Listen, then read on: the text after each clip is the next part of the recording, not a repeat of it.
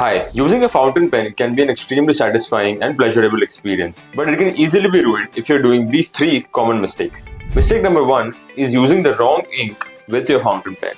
Fountain pens are designed to work with the specific type of inks with the right viscosity and chemical composition.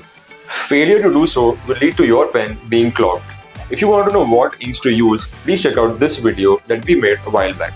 Mistake number two is not maintaining your fountain pen. Without proper care, ink buildup, dried ink or debris can cause issues with ink flow and nib performance. To avoid this, practice using a fountain pen with minimal pressure, allowing the ink to flow naturally onto the paper. To avoid this problem, make sure that you're cleaning your fountain pen every 4 to 6 weeks, irrespective of whether you're using a pen or not regularly.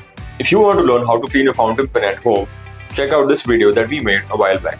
Mistake number 3 is putting too much pressure while writing with your pen. Fountain pens are designed to glide effortlessly on paper, unlike ballpoint pen where you have to press hard for the ink to flow onto the paper.